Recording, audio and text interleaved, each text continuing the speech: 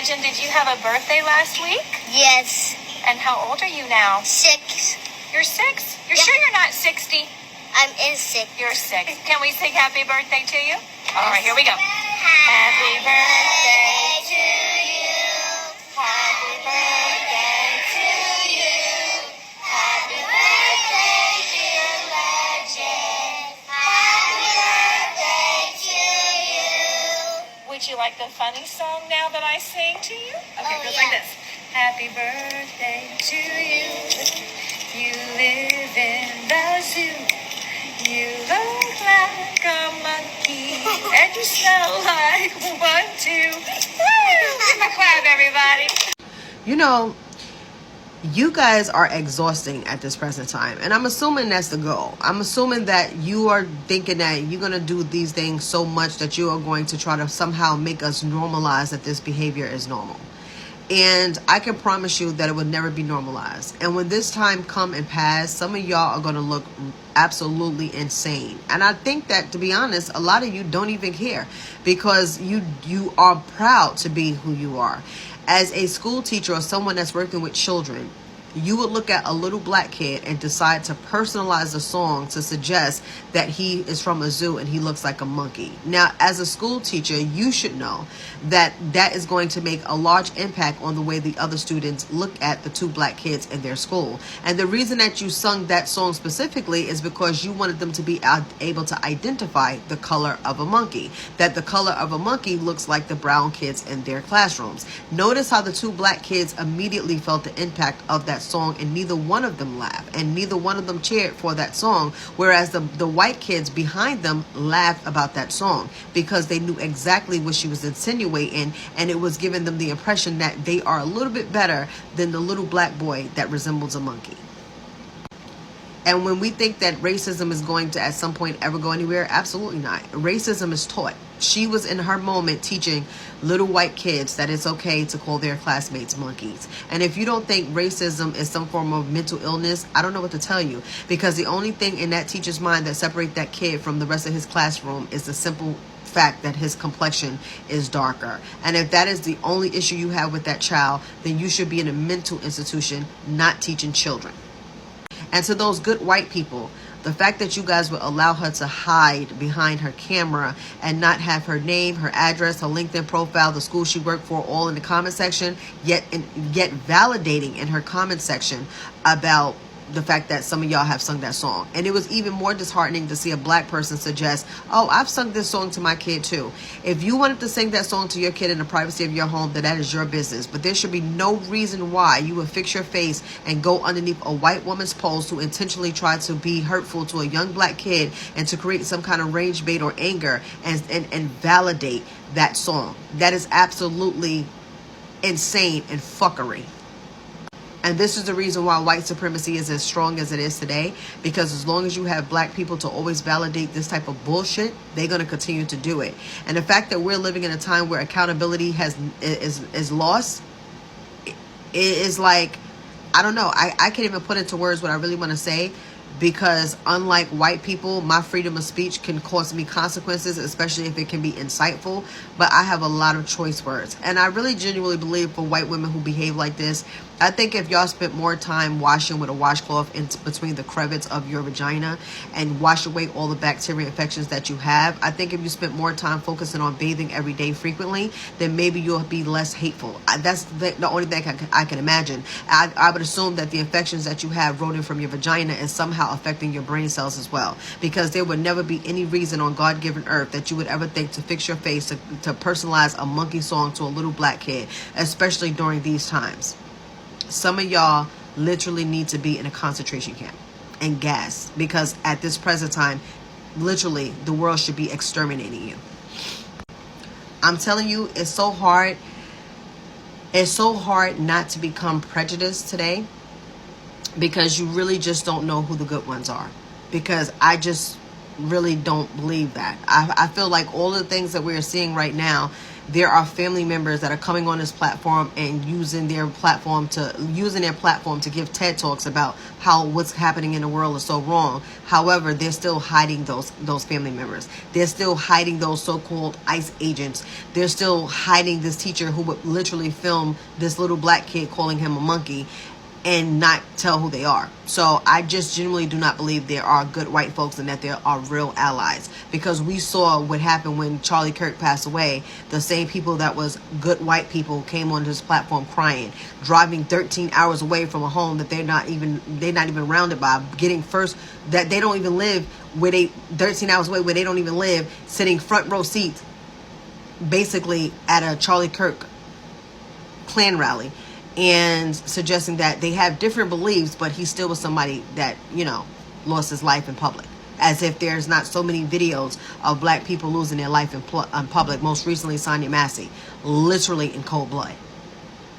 And there was not this outpour and crying and humility and GoFundMes and going to her place and lowering the flags. There was none of that. There was none of that. As a matter of fact, there was many different excuses as to why the police officer did that. So that selective outrage, that selective sadness is just what it is. A lot of them don't care what's happening to America right now. They don't even give a damn if they had to eat shit off the ground and literally had no place to stay, as long as they can film themselves calling a little black 6-year-old a fucking monkey. I hate some of you bitches. I ain't gonna lie. Hello, amazing viewers.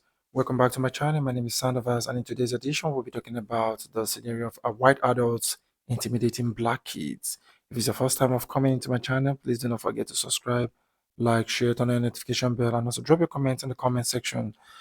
Don't forget this video is for educational purposes and not to lash on anyone, and credit belongs to the owners of the clips and stitches that are being attached to this video. With that being said, let's dive into it. She's a rare species of animal. Why is she a rare species? Is it because she's the baby? Yeah, mostly. And she has different color skin, so that's mostly why. Now, I do believe that racism is taught, but I'm not entirely sure that's what's going on here. We all know that kids don't have a filter. They'll see someone in a wheelchair, and they'll be like, why does that person have wheels on their legs or something like that? Like, they have no filter. This is also probably a case of them seeing a black baby or a black kid for the first time. I mean, they're all white kids, and that's probably all they've been around. When the mom asks, why is she a rare breed? Is it because she's a baby? And the kid says, mostly yes, but also because of her skin color. So I really think it's just because these kids have not seen a black baby before. I mean, I'm just gonna keep it real. I don't want to downplay that racism is obviously taught in children, but I just think in this case, it may not be it. They just seemed a lot more curious and not hateful or mean towards her. Anyway, I would love to hear your thoughts on this one. Comment below. Do you think it was racism, or do you think it was curiosity?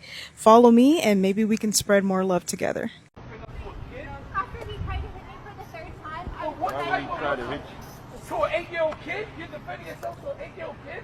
Are you serious? After he tried to hit me for the third An time, 8-year-old kid? You want to curse an 8-year-old kid out? That is If he was a an white kid, would you do that? Yes, would I you have would. said that to a little white kid? Absolutely.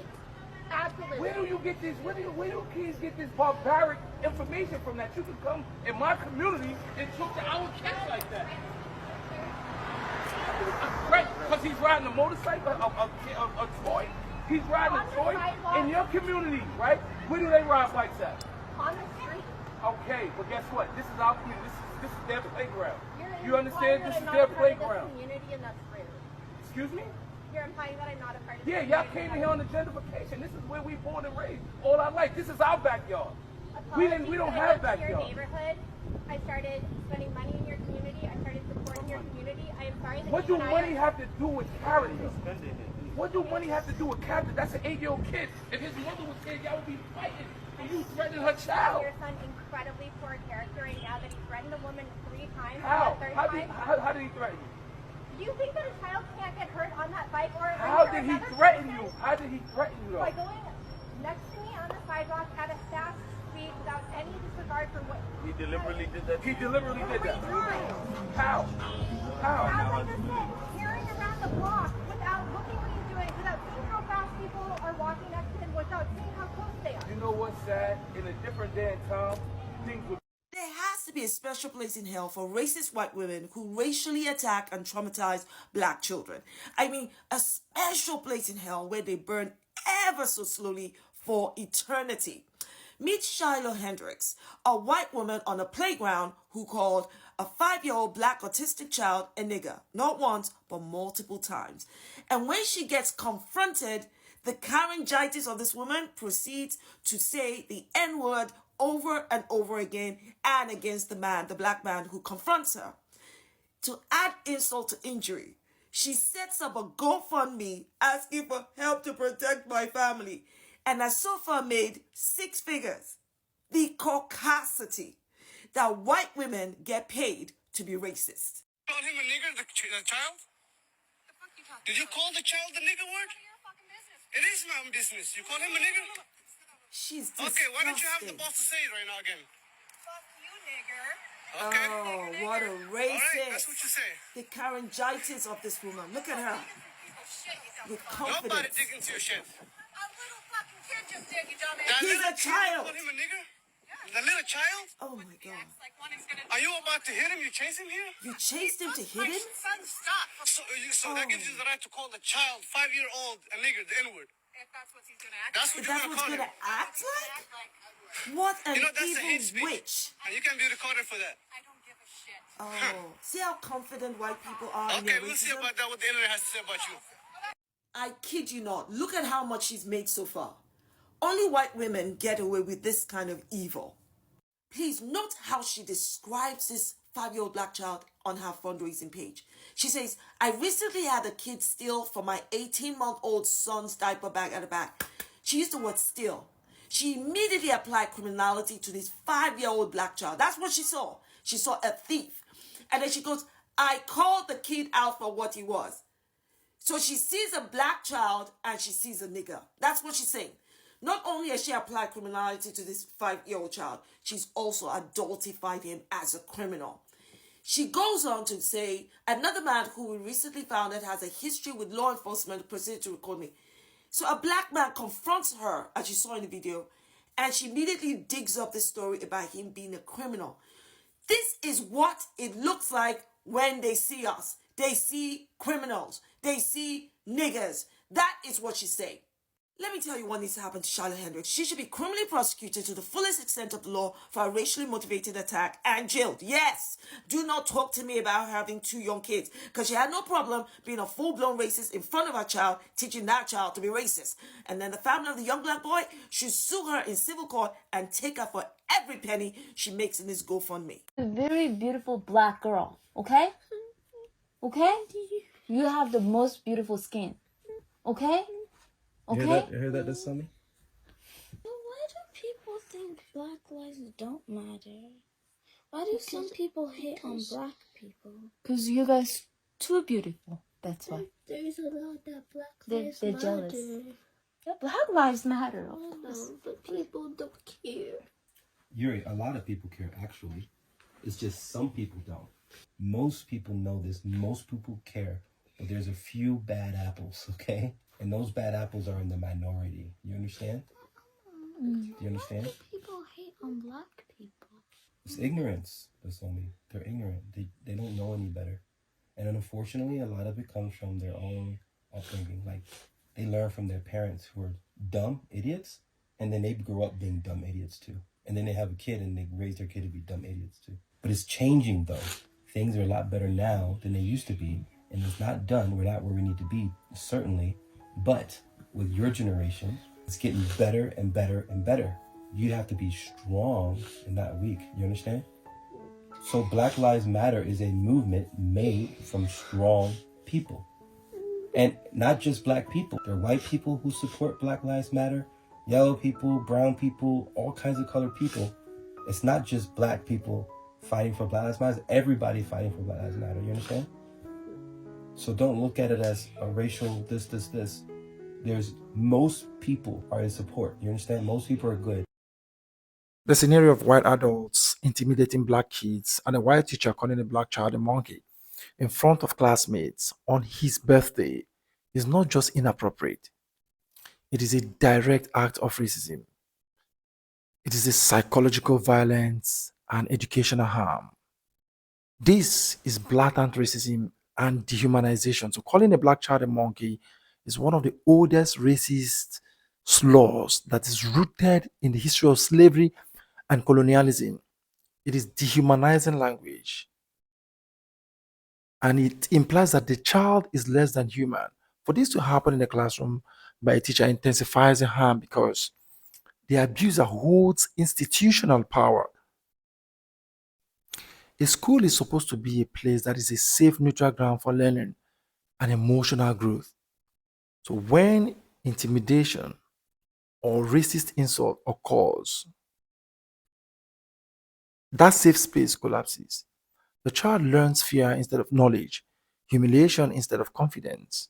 Psychologically, this can cause a huge lack of self esteem, distrust of authority figures, and long term trauma around learning environments. So, power imbalance makes the harm worse. When adults intimidating kids, it already creates power imbalance. So, from the teacher to the kid, multiplies the harm because the child or the children cannot defend themselves. So, course mates or classmates may feel afraid, and the teacher makes the insult feels official or validated, and this can also discourage or encourage even other students to imitate racist behavior. So public humiliation intensifies psychological damage occurs at the same time.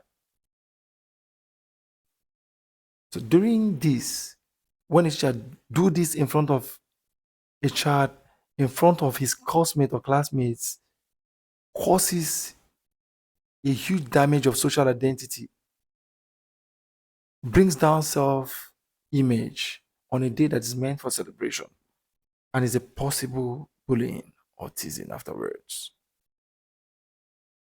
Birthdays symbolizes recognition. So turning that moment into humiliation is deeply not good in my own understanding. So this incident reflects a deeper institutional problem, not just one person's behavior.